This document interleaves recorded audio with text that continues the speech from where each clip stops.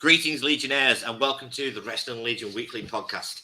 I'm Nick Geek, and I'm joined by two fantastic friends, two brilliant brains, two marvellous minds, two men that I couldn't do this without. I'm joined, of course, by the Redeemer himself, Andy. Andy, how the hell are you doing? I am absolutely fantastic, my friend. Good. And playing with my birthday presents off my friend Simon. I finally got out the box. Yes, I'll be getting mine out soon as well. Speaking of the devil, my partner in crime, my friend is here. Simon, how the hell are you doing? Pretty good, mate. Yeah, pretty fantastic. I'm impressed with Andy's living room. Looks really great, mate. Yeah, to be fair, I can't believe you could afford a grand piano on the wages you're on. Yeah, it's not a bear that just walked past the window.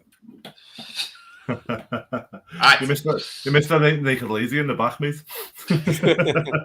I think I saw her then. Yeah. All right, ladies and gents, we have plenty to talk about this week. First off, on the bat and on the bill, this week we lost an absolute legend, and it is a crying shame. At 81 years of age, the Iron Sheik has passed away. Possibly one of the greatest heels in the history of professional wrestling. Realistically, if it wasn't for the Iron Sheik, we wouldn't have had Hulkamania. Fuck you, Hulk Hogan. It's Simon, you know the Sheik better than I do. In-ring career, I saw him vaguely as a kid. He was a transitional champ, wasn't he? Stuck around for years after that. I think what I remember him most fondly for is his Twitter presence, his appearance on Howard Stern. The fact the guy did not give a fuck what he said and who he offended. He was himself, and you just love to laugh with him for it. Do you remember the shoot interview where he went on a big rant about, was it Scott Hall? Mm-hmm. And then somebody pointed out that it wasn't Scott Hall, it was Kevin Nash. And he ends up saying, "No, Scott Hall, good man. Kevin Nash, you piece of shit." And he just the way it was. Every day on Twitter, you'd see a status. You know, fuck you, Hulk Hogan. I break your back. He didn't give a fuck what he said. I think my favourite one of his was on the Howard Stern show, and they had someone impersonating Macho Man, and he was telling them about how he had 10 inches. And he thought it was Macho, didn't he, on the phone? Yeah. I'm not going to say it in case we get banned from YouTube, but yeah. God bless him. Realistically, he's one of the most important heels that we've ever had in wrestling as a transitional champion. Like I say, if it wasn't for the Sheik, there'd be no Hulkamania. You can't have an all-conquering hero without a villain that needs to be conquered. And God rest him. Hey, Jim. God rest your soul, Sheik. You will be missed. And Twitter is a much sadder place without you. Hashtag fuck you, Hulk Hogan. Yeah. Right, but moving on to much happier news. At least much happier news for boys like us from over the pond who loved TNA so much when it was around in its heyday. The other night, the Motor City Machine Guns climbed to the top of the mountains in their respective divisions in Impact Wrestling. Alex Shelley beat Steve Macklin in a fantastic match for the Impact World Heavyweight title. And Chris Sabin set a record as now the 9-time X Division champion in Impact Wrestling by beating Trey Miguel. Sai, I know you're a huge fan of the Machine Guns. I know you've watched them both for years. What do you think? It's great. It's great. I mean, it helps that I never bought Steve McLean as champ, to be honest. Alex Shelley has always been a workhorse. He's never maybe got the push or the recognition he deserves. And for Sabin to shatter the record, I mean, I saw TNA live in 2003, 2004, quite a few times. And he was there then. You know, he was the workhorse. He was the cog in the machine. He was busting his ass every week. So at their ages, you know, I'm sure they've got a couple of years left in them yet. But at their ages, it's a great achievement, and it's great to see. Andy, to me, the Motor City Machine Guns are arguably one of the best tag team of their generation. How do you see them coping now in focused as single stars? Do you think they're going to succeed because of their work on the indies as singles guys, or do you think that maybe the runs are going to be a bit lackluster? I think it's a bit overdue, underdue, to be honest with you. I think this should have happened a while back. I think the two of them will do really well with it. Really do well with it, and I think it's time for them. I agree. Like, just to see the look on Shelley's face at the end of the night was priceless. Like he seemed so happy and over the moon, and that's what you want for professional wrestlers. You want them to succeed in their dreams and do what they can to basically be happy in life in a business that just takes and takes and takes. So it's really good for me to see Shelly on top of the mountain. I'm over the moon for Sabin, though. I mean, he started as the youngest guy on the TNA roster. Now he's still there, and he's X Division champion. Andy, they're coming for you. Yeah. Yeah. What have I told you? You need to lock the door. Andy, have you got a receipt for that piano? Fell off the back of a truck, didn't it? Well, moving on from congratulations to the Mosaic Machine Guns. Over the moon for you both. Can't wait to see what they do with those titles. Yeah. Moving on to another championship that I just want to quickly, briefly cover. Blake Christian has just won the GCW title from Masha Slamovich in the biggest screw job, I think, since Matt Cardona in GCW. Masha was facing Rina Yamashita in a scaffold match for the title. She hit a bossman slam off the scaffold through a load of tables. Then one of the cameramen throws the camera down, gets in the ring and curb stomps Masha's head through the rest of the doors, takes the mask off. It's Blake Christian. Cashes in his GCW's version of Money in the Bank, whatever they call it. Hits the stomp again. 1, 2, 3. Blake Christian is now your new GCW World Heavyweight Champion. And he got bottles, beer, cans, everything under the sun thrown at him after this match. It was pure brilliant heat. Any opinion on this from either of you guys? I've not seen the match. I was never a huge Blake fan a year or two ago, but he's got potential as a heel. It sounds like it was really good. I might check it out. It was brilliant. Andy, you keep disappearing. Now you're a ghost. Now you're back. Apologies. I was going to spare on special effects this week. Okay.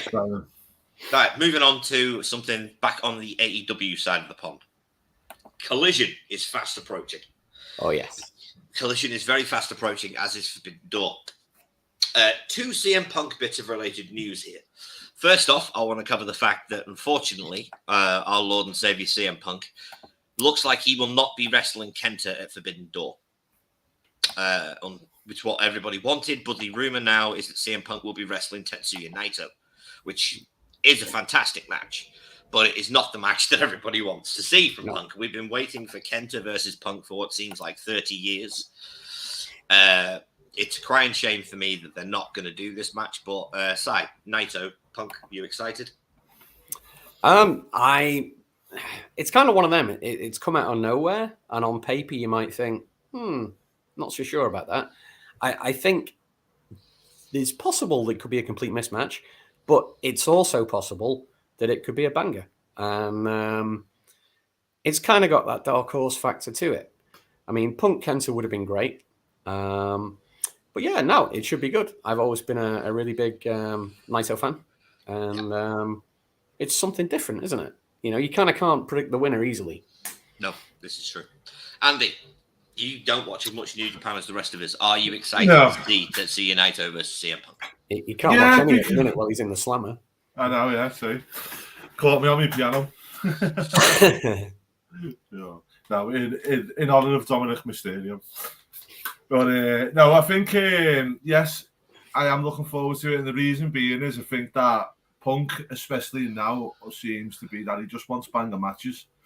And I think no matter who you put him in against, he will have a good match. That's one thing that you kind of guarantees with him. Yeah. So, you know, yeah, I'm all for it. Okay.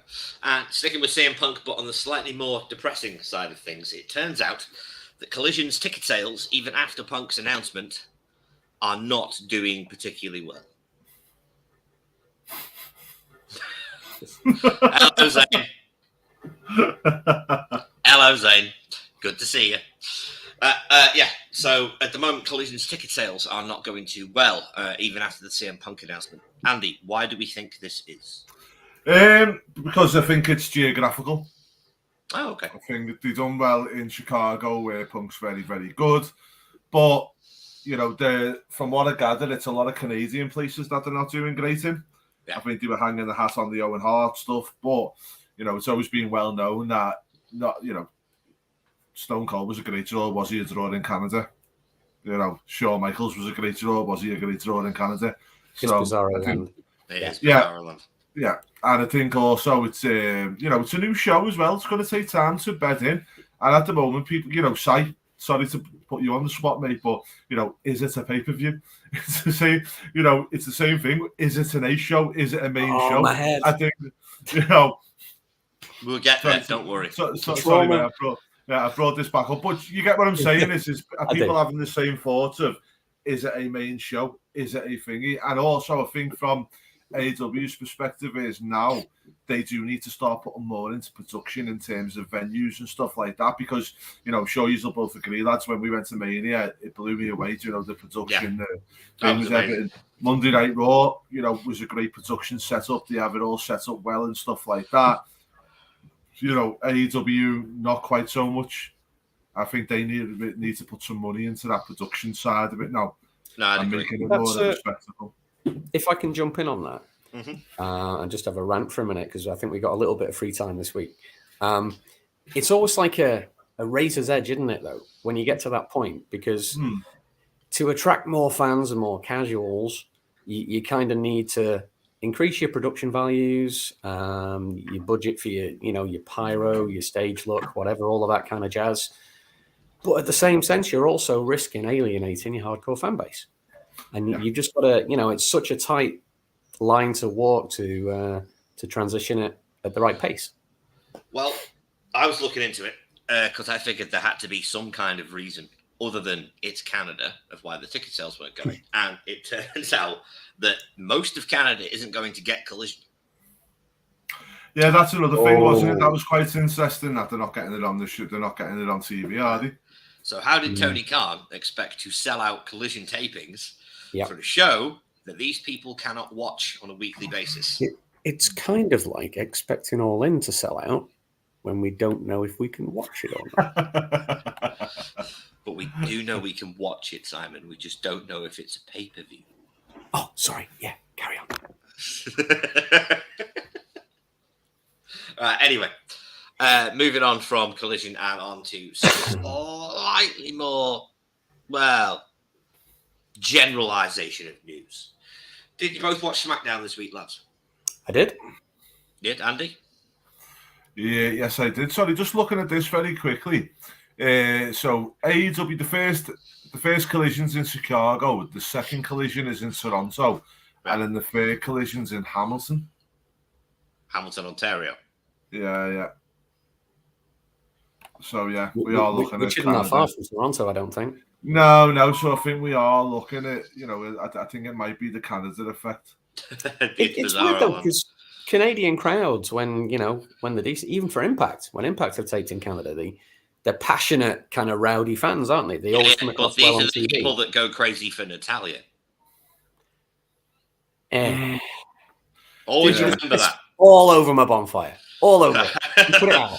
Always remember that. These people go crazy for Natalia. The other things, guys, I want to say as well is when you look at this as well, you've got AEW Chicago for Dynamite and Collision, yeah. Then we go to Toronto for Collision. Then we've got Forbidden Door Toronto, Dynamite in Hamilton, and Collision in Hamilton. So do you think maybe there's a bit of oversaturation going on there as well? It is quite possible with the pay-per-view, which I imagine is going to do really well money-wise, being so close to those two tapings. Not everybody can afford to go to multiple shows around the same period. So, why are you going to go to Rampage, to AEW Dynamite? I mean, everyone's going on about Collision. I'd be interested to see what the ticket sales are like for Dynamite, because it's in the same time, 3 days before. Yeah, that's a good point. It's a very good point. It's a very good point. But we can only hope for the future and see what they do, and just hope that AEW do well. But moving on, did you both see SmackDown, Andy? Yes. Yes, good. Simon, yes. Yes, good. Okay, I want to talk about Bloodline. All right.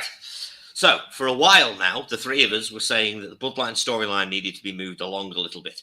It felt like it was on hold after WrestleMania, and the next chapter hadn't started yet. And it appears after Night of Champions, they have started Chapter 6 of the Bloodline. with Jimmy and moving on and everything that happened with Jay this week. Jay, in my opinion, is doing a phenomenal job. He sells conflicted so well. He does. It's on his face. It's so well done.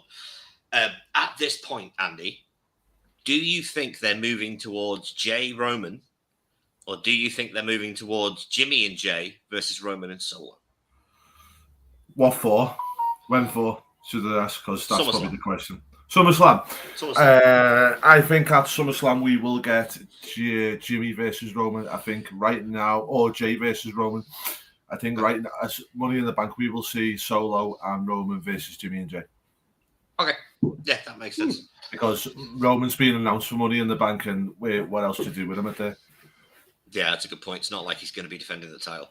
Si, who do you see winning at Money in the Bank?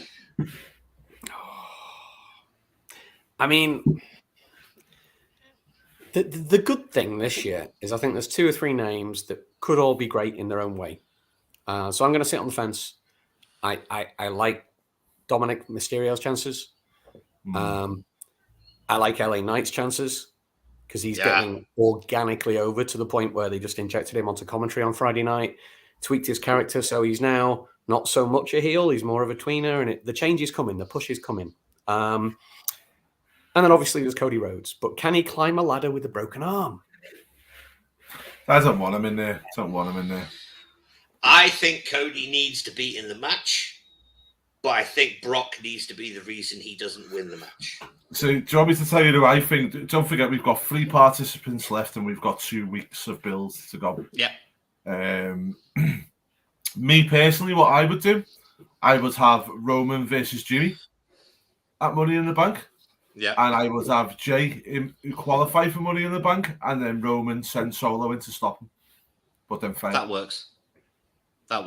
And have Jay win Money in the Bank. Yeah, I could see that because Jay could make Roman's life hell for the next 6 months, which would be very, very interesting to see. Yeah. Sami Zayn, yet again, had a segment with Jey Uso. Now, do we think they are moving this forward using Sami as a crux for Jey because of the emotional weight that connection has from their time both in the bloodline? Or do you think it's got to the point now where they are using this where Kevin is going to start getting pissed at Sami for not letting it go? Andy? I think Sami shouldn't be nowhere near this now. I feel like, unfortunately, which I was really annoyed with back when we had the Elimination Chamber, was Sami's heat's gone now. Everyone still loves him, they do. Yep. But unless they do something with him and get him out to that tag team funk, I don't really know what you're going to do with him going forward. So no, I wouldn't have him near the Bloodline story. I feel like he got beat by Roman, he won the titles, then he beat Roman at the Saudi show. So what more do you need to do now? Unless he's going to go after the title now and refocus on it, then no, what's the point? But also, we're having Jay there now. And Jay's story's kind of overtook Sami's as the underdog now, has it not? Yeah, he has. But for me, Jay's always been the main character of the Bloodline story. It started with him being beaten into submission by Roman. So it makes perfect sense for Jay to be the guy to finish the storyline with. Do you think he needs to win that world championship to finish the story? Or do you think he just needs to beat Roman? I don't think it needs the world title. If you're going to bring that, full circle, do it in a poetic way, and have it end where it started, and 3 years, 4 years later from when Roman first beat him and psychologically abused him, and we went through all that. He finally beats Roman, beats his demons, gets the win, doesn't need the world title for it. Okay, I agree with that. Andy, same question. I don't know. I feel like maybe if he beats him, it will help him. because whoever beats Roman's going to get a rocket strapped to their ass no matter what way they try and do it. Yeah. But does he need to beat him? And that's the thing is, if it's not Jay, who is it? It's kind of got to that point now. You know, I don't even think Cody's the one to beat Roman. I don't. I feel if Cody beats him now, again, I feel like it feels too forced. Next WrestleMania, that's when Cody beats Roman for the title. Yeah. After he wins the Rumble from entering at number 1. But let me ask you this though, Nick, is after like what we've seen with Sammy, does Cody fizzle away from that if we don't put him there, Roman, till then? I don't think he does. And then we get to say Cody got a certain level of like push before Mania, but even you guys are both saying it wasn't the right time. No, it wasn't because of Sammy. And what I'm saying is between now and then, does somebody else step in and take that shine away from him?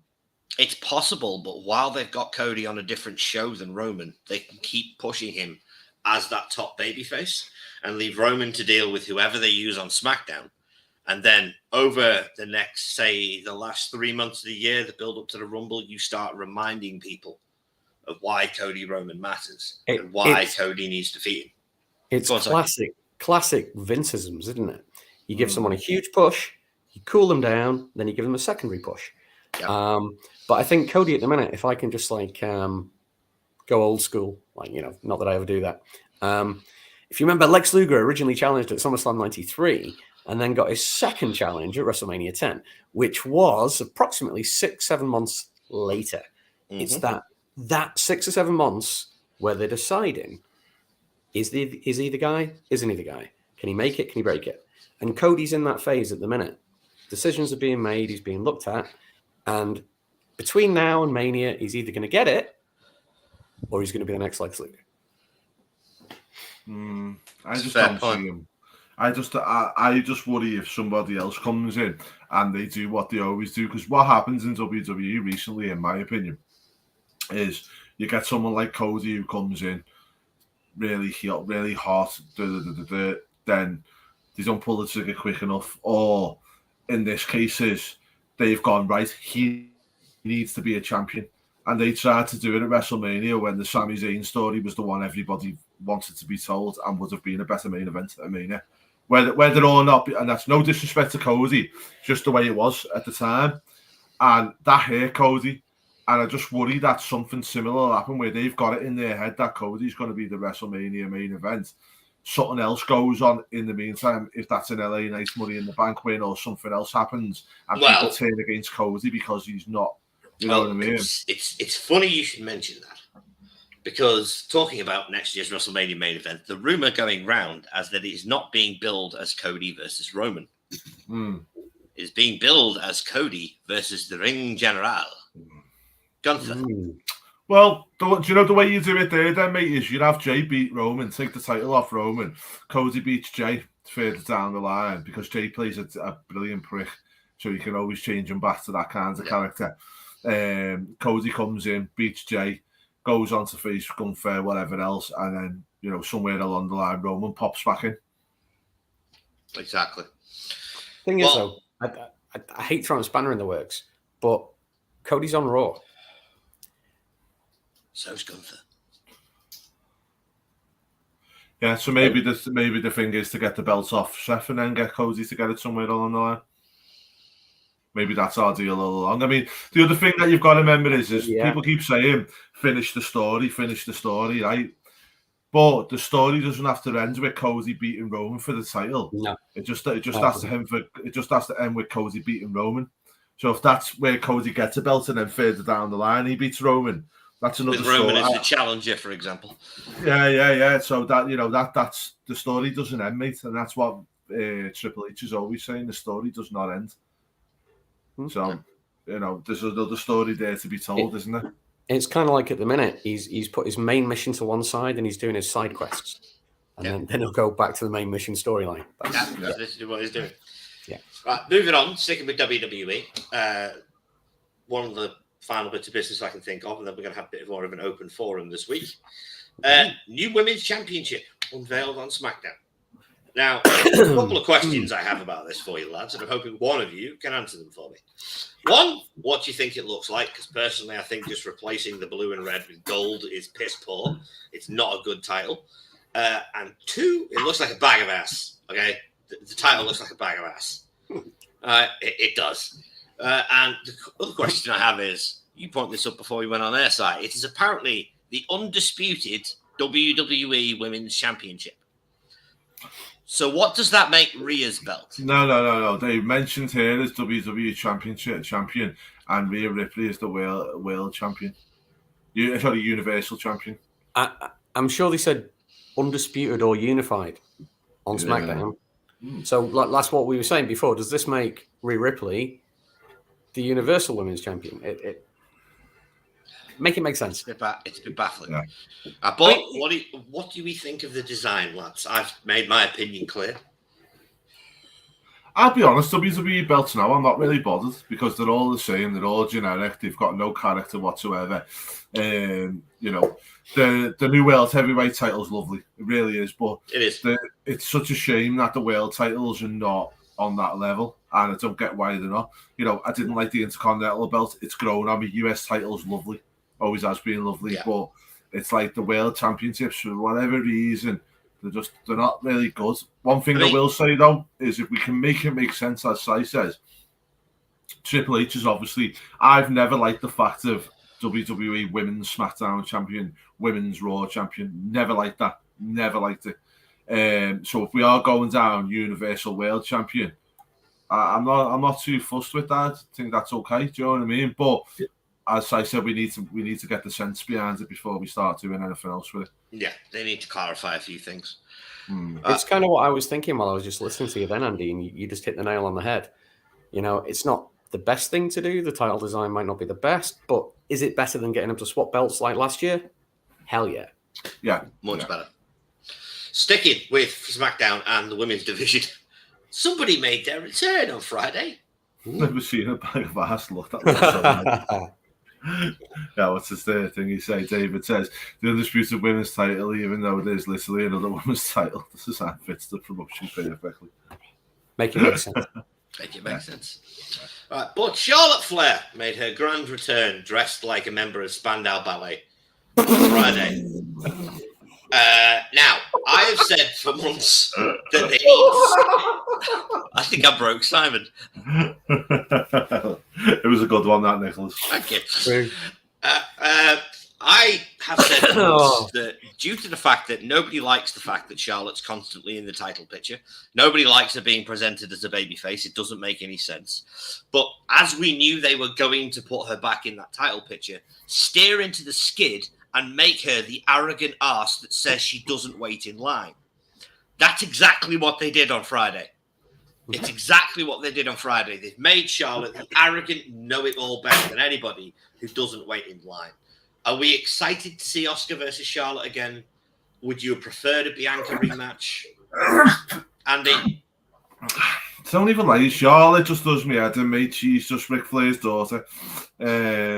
She's a good wrestler. She is. Nobody can deny that. But the one thing of a real bad wrestler to me, or a real bad how can we put this? Real bad talent is probably the best word. Is you took the belts off Shawn Michaels, he'd still do well. Took the belts off Bret Hart, he still hung in there. Stone Cold probably done some of his better work without the belt than he did with the belt. Same with The Rock. Charlotte Flair looks absolutely exposed when she isn't in the title picture. It's the same problem Rick had. Because there's nothing else for her.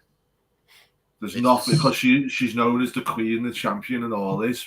So when you take that belt away from her, what else can she do? Rhea Ripley is probably a prime example of the other side of the coin. Rhea Ripley didn't have the title for over a year. She built and built and built and built. You tell me where anybody's been building and frothing at the mouth for Charlotte to get a title shot and get to the top. No, they haven't. I'll give you that. No. Even Becky Lynch is doing some great work now without a title. This is the thing. I just said then, it's the same problem Rick suffered with in his heyday. Yeah, and that's why Ric Flair's not a fucking on Mount Rushmore, no matter what anyone says. He was so synonymous with being World Heavyweight Champion that when he wasn't World Heavyweight title, the storylines that he was in, unless he was screwing Sting over, were just generally a bit lackluster.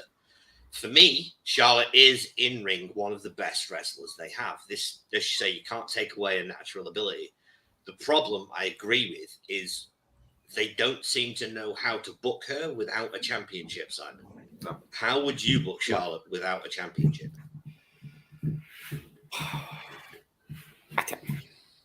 It's not an easy question to answer. There's no ideal way to do it. I mean, you guys know when I think about this kind of syndrome, I always think back to Bret Hart 95, because it's like Bret Hart 95 syndrome.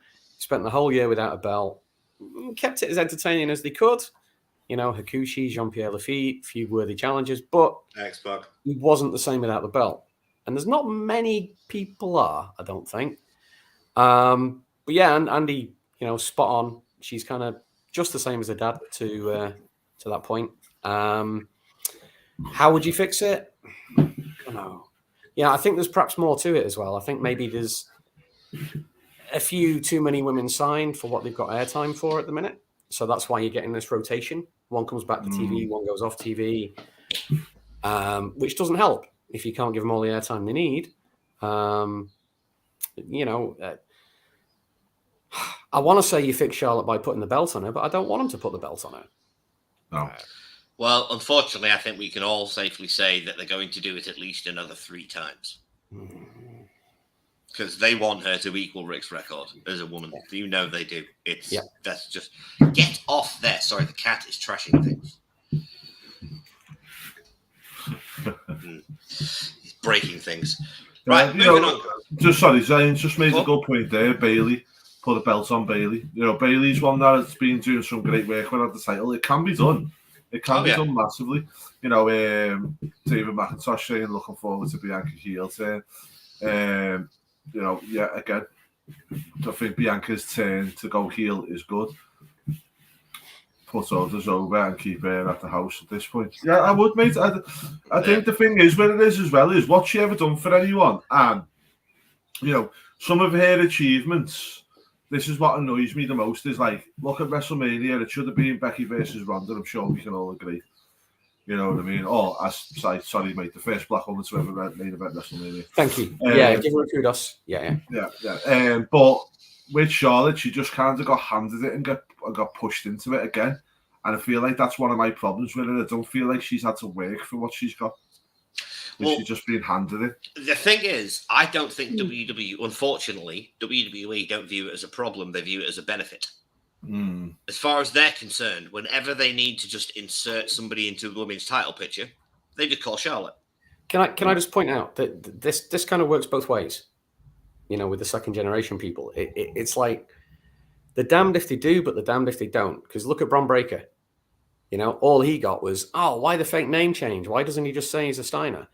So, you know, people know we're smart. We read things on the internet, and if it's on the internet, it's got to be true.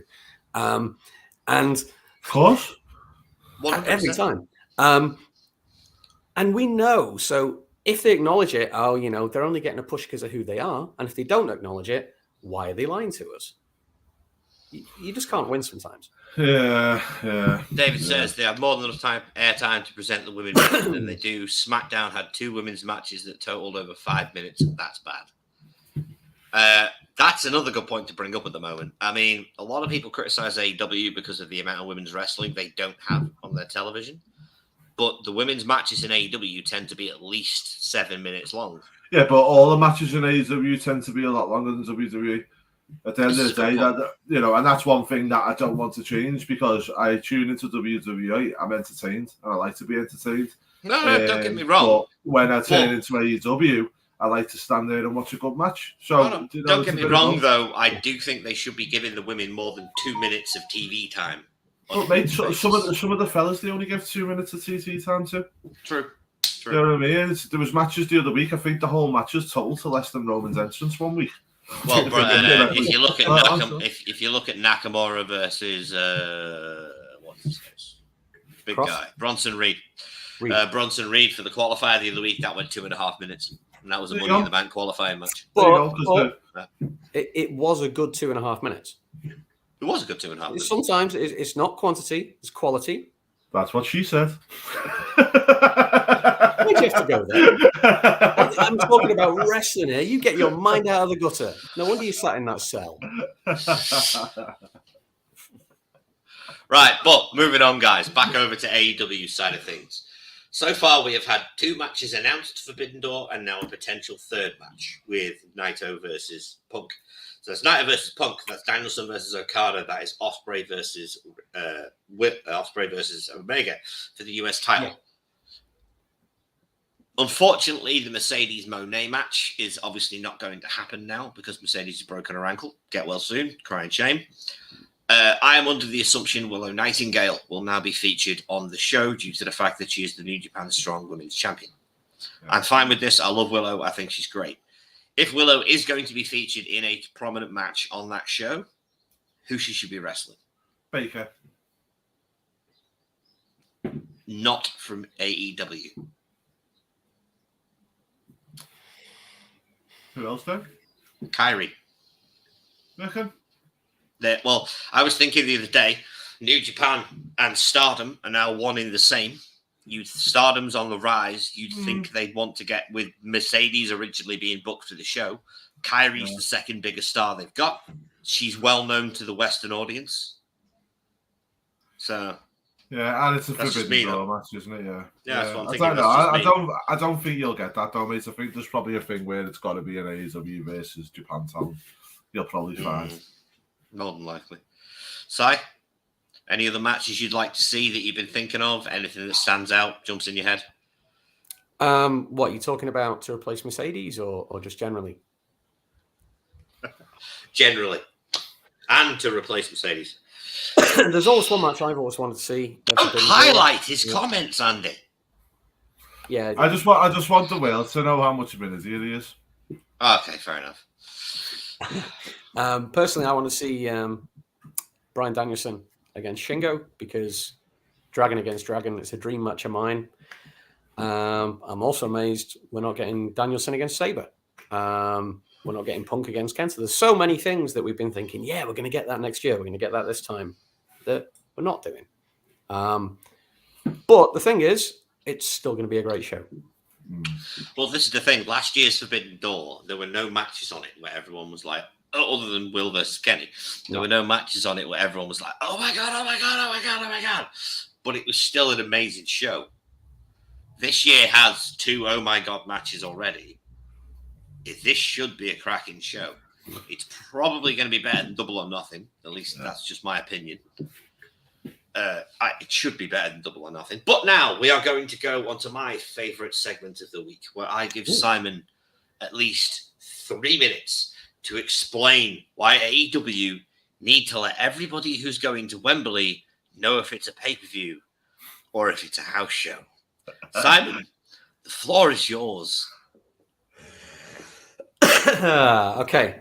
Have you ever walked into a secondhand car showroom and had a guy come up to you that's wearing, perhaps a 1970s corduroy jacket, a scruffy tie.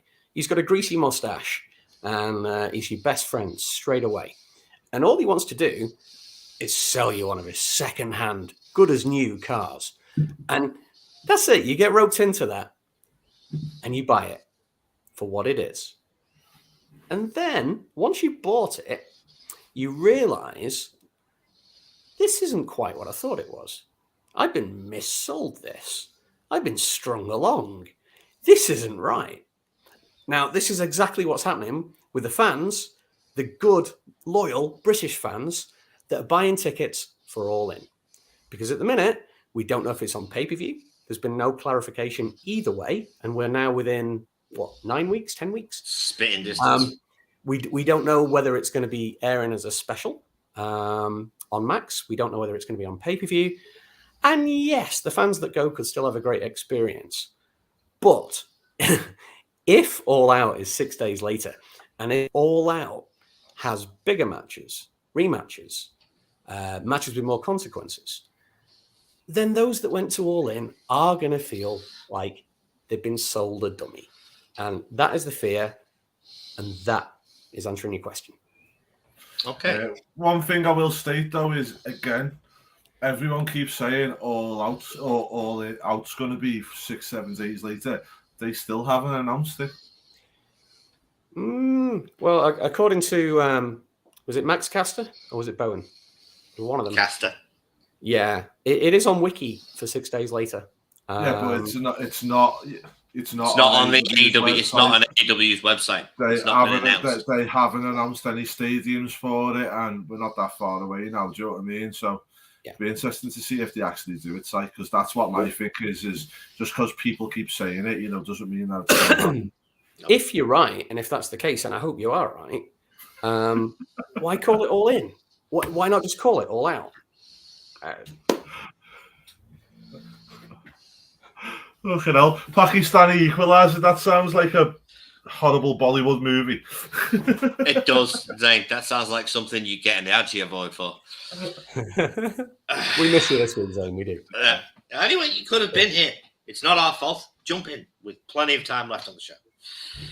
Right, but okay, guys, we've breezed through all the topics. Mm-hmm. That was everything I had on the list for this week because I was grossly underprepared this week. It's completely on me. I was very busy. I was grossly underprepared this week. So I am now going to open the floor to you two gentlemen. Is there anything specific you would like to discuss? Anything you want to plug, Andy? Yeah, NXT. So on NXT, we've had a little bit of an interaction between Bron Breakker and Seth Rollins. We've had Baron Corbin popping up there. We've had a few. What's your thoughts on main roster talent popping over to NXT? Do we feel like it's going to be a common thing going forward? Yes, I do. I have heard rumors that WWE, thanks to Nick Khan, that WWE are going to be launching a fourth show, which is basically going to become the new developmental brand, and NXT is going to become a third brand, at least equal to SmackDown or Raw. So I think using established talent like Seth, like Corbin, these guys to go down to NXT and help get this younger talent over can only be good. I mean, we all saw what they did with Carmelo Hayes and Trick Williams on Friday. I thought that was great having them in the crowd for Corbin's match, basically costing him the win via verbal distraction. So in short, yes, I think it's a really, really good thing for NXT because NXT has lost a lot of steam since the rebrand. And I think that using guys, especially guys of Seth's caliber, and not too long ago, AJ's caliber, to go down there and put people like Grayson Waller over, or in this case, give Bron Breakker his best match, can only be a good thing. Yeah. Well, the thing is, I think as well is one of the things that they are doing, isn't it, is the NXT USA deals coming up, isn't it? It is. I think you're going to see a lot of changes with TV deals over the next year or two. Just to touch on what Nick was saying, there are a lot of positives for it for guys like Corbin that are going down there. But why not? Why not draft them to NXT when we had the draft, right? So we had people from NXT moved up to Raw, people moved up to SmackDown, but officially no one went the other way, and that just makes it seem like it's an afterthought. Well, I think that's why they did the free agent bollocks this time. Yeah. Because the only people that have showed up in NXT in the last few months since the draft are free agents. Corbin, Mustafa Ali. Yeah, but Seth hadn't showed up on NXT. He was challenged by an NXT guy. Yeah. So it's not quite the same. Right, but Corbin's a free agent, Mustafa Ali's a free agent, and they're both the guys that have gone down to NXT. I do agree with you, though. I think if they're trying to make NXT be viewed as an equal brand, then stars from Raw and SmackDown should have been moved down there in the draft. Yeah. NXT has needed more hybrid like they had Black and Gold so the new people could learn from people that they haven't done it.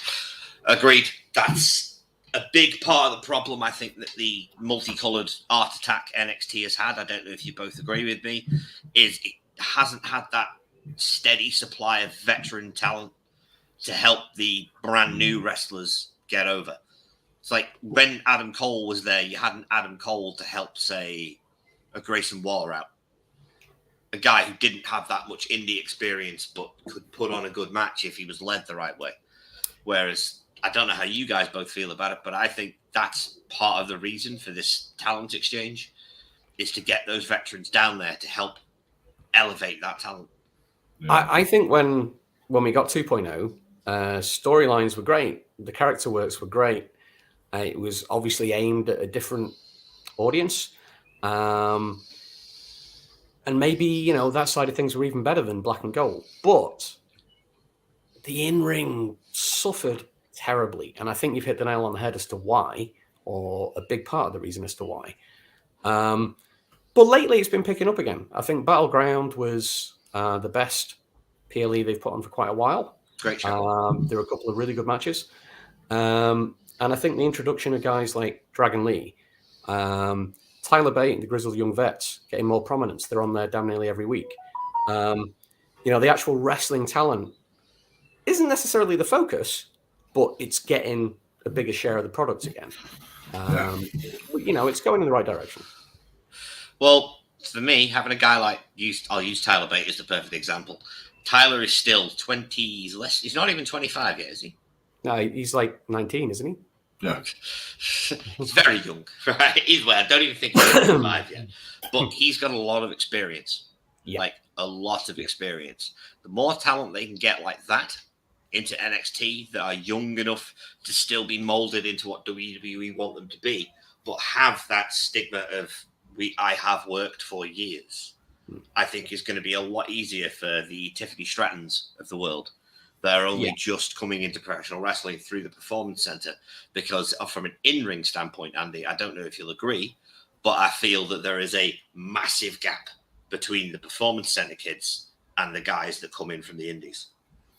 There is, but as you know, if you're not going to sign people to that, and you can't don't forget WWE just been through a big merger. So, can you justify bringing somebody in on whatever wage you're bringing them in, just to help out in there when you've got, on top of that, you're paying Performance Center people to train them, and if you've got the likes of a Baron Corbin and people like that sitting there on the main roster, not working every week, why wouldn't you put them back down to do that work for you?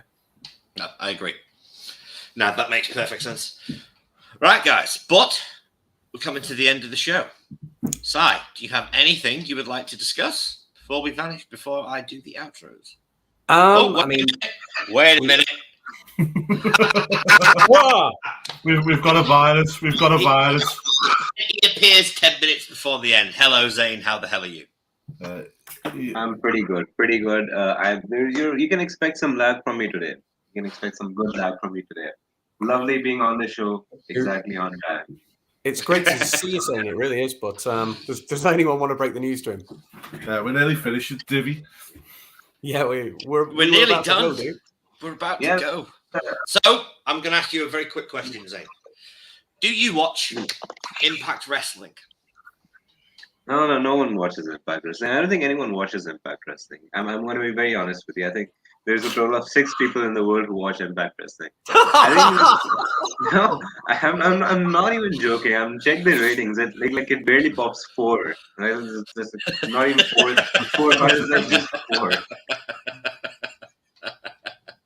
You're such a Zane. I'm going to give him a couple of rapid fire questions. Zane, who should win at Money in the Bank? LA Knight. Who should win and beat Roman Reigns? Jey Uso. Okay, who should beat Jey Uso? Gunther, sorry. Who should take Zane's virginity? Sorry? Nice. Wasn't one answer. He heard you. Right, but ladies and gentlemen, that's the show. Thank you so much for tuning in. Love you all, Zane. Thanks for showing up right at the end. Thanks for joining us, mate. I love everybody that joins us on this on a weekly basis. Thank you so much for tuning in. And remember, if you enjoy what we do here at the Legion, please join the Legion. Subscribe to the channel, hit the notification bell, and just give us a like. If you stay to the end of the video, it must be worth it. It's free. It really helps us out, and it's the only way the YouTube algorithm knows we exist. So, until next week, I've been Nick the Geek. That's been Andy. That's been Si. And very quickly, that was Zane. See you next week.